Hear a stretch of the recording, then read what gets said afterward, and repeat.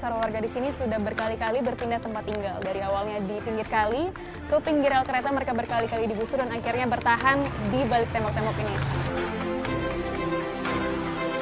Nggak banyak orang tahu kalau di Jakarta masih ada lahan yang bisa digunakan untuk bertani.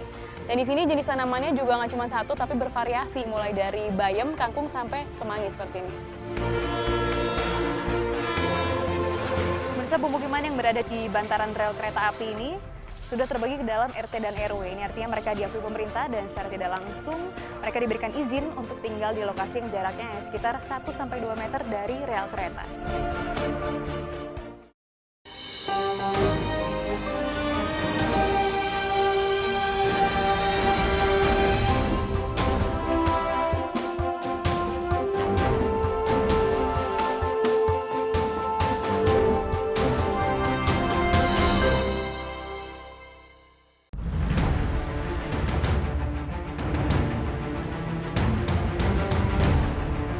Jakarta, ibu kota negara tercinta yang begitu dibanggakan.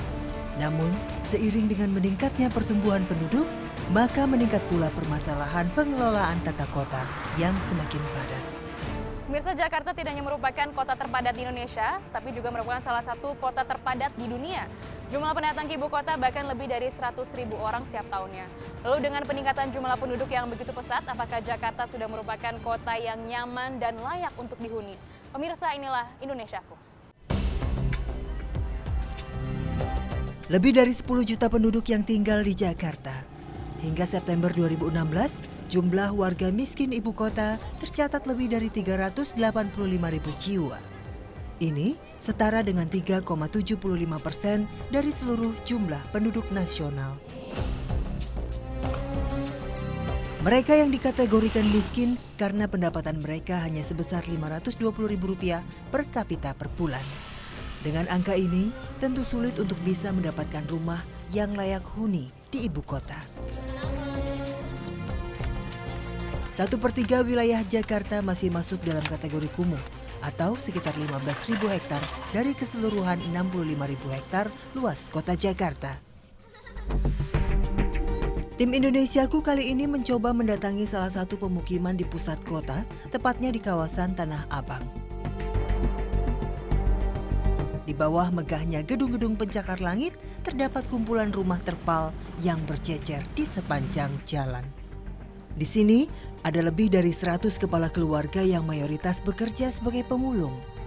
Tempat tinggal mereka pun sebenarnya tidak layak disebut rumah, hanya sebuah terpal yang disusun menggunakan bambu yang menjadi tempat mereka beristirahat sehari-hari. Mau masuk boleh? Lihat-lihat. Ini si Mbak siapa? Saya semakin terkejut ketika melihat isi rumah dengan luas yang tidak sebanding dengan jumlah penghuninya. Keluarga Ibu Wiwin terdiri dari 7 orang, termasuk 2 anak kecil. Menurut Wiwin, membangun rumah tidak permanen seperti ini adalah solusi terbaik apabila sewaktu-waktu dilakukan penertiban. Kalau permanen sih mungkin bisa, cuman paling sebulan 2 bulan bisa, kesananya nggak bisa. Soalnya kontrakan separohnya ini aja bisa 500.000 di dalam, itu di tingkat di lantai 2, lantai 3.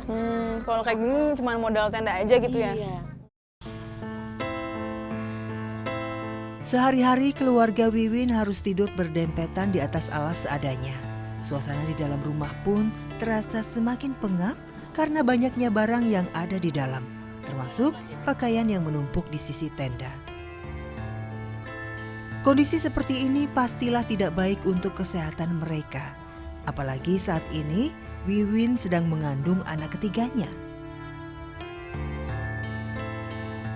Oke, misal rumah ukuran 3x2 ini sebenarnya tidak layak huni, apalagi di sini jumlah keluarganya ada sebanyak 7 orang. Hanya saja karena minimnya pendapatan ekonomi, mereka tak punya pilihan lain.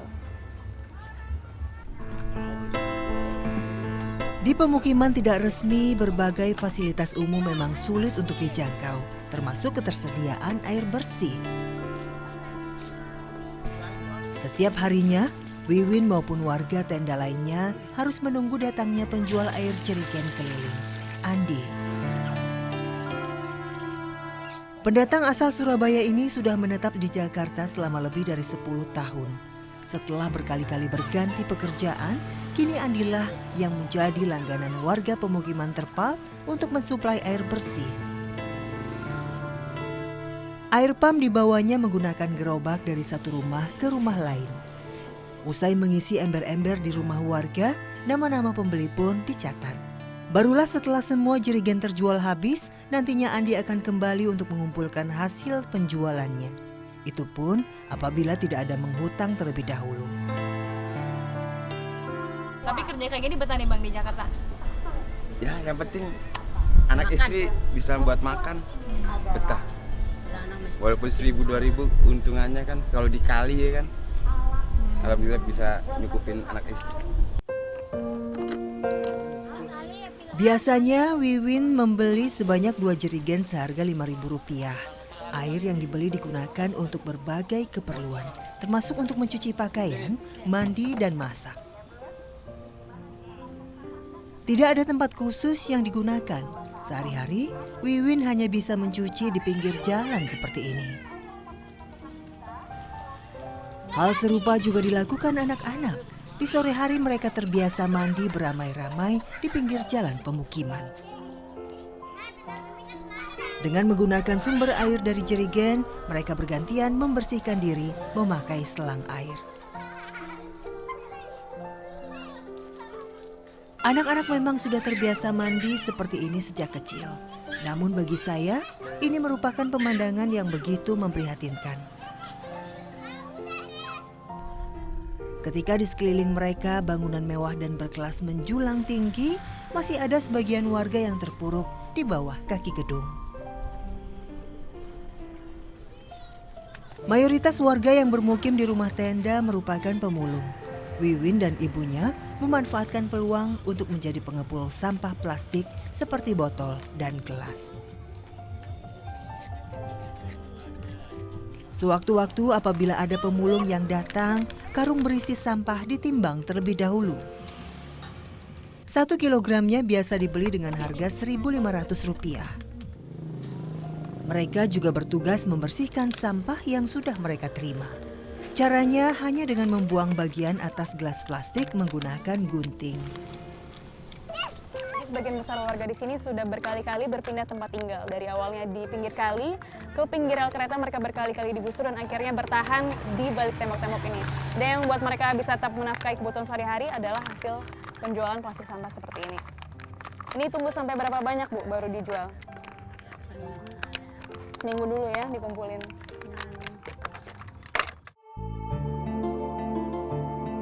Masih di lokasi pemukiman terpal terdapat sebuah lahan pertanian di sisi sungai yang menarik perhatian saya. Kebetulan pengelola lahan Pak Jauhari akan memanen kangkung hari ini. Saya pun memutuskan untuk ikut serta. Sebelumnya, tanah di sisi kali ini dipenuhi pemukiman liar warga. Namun, sejak pengerukan sungai untuk banjir Kanal Barat, warga bantaran kali yang mengungsi kini menyisakan tanah yang dimanfaatkan Pak Jahri. Kami tiba di lokasi kangkung yang sudah siap panen. Tak ada peralatan khusus yang digunakan, memanen kangkung cukup dicabut menggunakan tangan. Sebenarnya, Pak Jahri tidak memiliki hak kepemilikan tanah. Namun, selama tidak bertani tanaman tinggi, maka kegiatan Bapak usia 50 tahun ini tidak dipermasalahkan. Hanya saja apabila sewaktu-waktu tanah akan digunakan atau sungai kembali diperlebar, Pak Jahri harus siap untuk meninggalkan lahan pertaniannya. Kangkung yang sudah dicabut kemudian disatukan untuk diikat. Harga jual per ikat senilai Rp2.500. Tergantung dapat duitnya. Kadang-kadang 1 juta, kadang-kadang gope. Itu 1 juta gope per apa? 2 minggu. Per 2 minggu ya. Tapi pernah gagal panen nggak Pak di sini? Ya itu kemarin. Gara-gara apa tuh? Banjir. 3 juta, dapat duit 3 juta itu. Oh kalau banjir sampai naik sini juga ya Pak ya? Rata ini nggak kelihatan. Kami membawa kangkung yang sudah dipanen kembali di pondok Pak Jahri.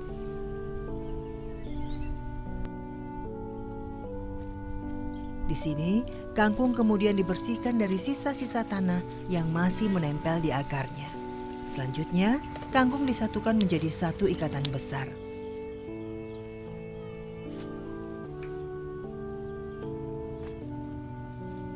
Tak hanya kangkung, Jahri juga mengolah tanaman kemangi. Daun yang biasa diperuntukkan warung makan ini bisa dipanen sebanyak 4-6 kali dalam 1 bulan. Tangkai kemangi digunting satu persatu dan dikumpulkan menjadi satu gumpalan. Meskipun hasil bertani baru bisa dirasakan setelah kurun waktu berminggu-minggu, penghasilan Pak Jahri tentunya lebih tinggi dibandingkan tetangga di satu lokasi yang bekerja sebagai pemulung. Ini saya salut sih sama Pak Jahri karena nggak banyak orang tahu kalau di Jakarta masih ada lahan yang bisa digunakan untuk bertani. Dan di sini jenis tanamannya juga nggak cuma satu tapi bervariasi mulai dari bayam, kangkung sampai kemangi seperti ini.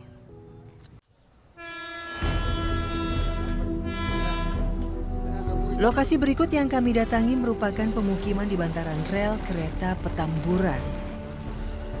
Persoalan pemukiman kumuh sebenarnya disebabkan harga tanah dan sewa rumah di Jakarta yang tinggi. Pendatang yang mengadu nasib di ibu kota pun menempati lahan-lahan kosong dan membuat pemukiman tidak terencana. Pemirsa, pemukiman yang berada di bantaran rel kereta api ini sudah terbagi ke dalam RT dan RW. Ini artinya mereka diakui pemerintah dan secara tidak langsung mereka diberikan izin untuk tinggal di lokasi yang jaraknya sekitar 1-2 meter dari rel kereta. Saya akan lihat seperti apa kehidupan masyarakat di sini.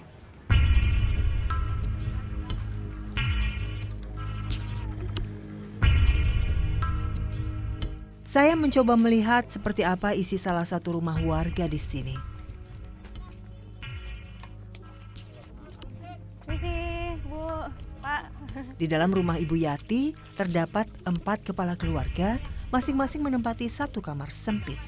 Anak-anak biasanya berkumpul bermain di ruangan kecil ini. Di sini pula mereka harus tidur bersama.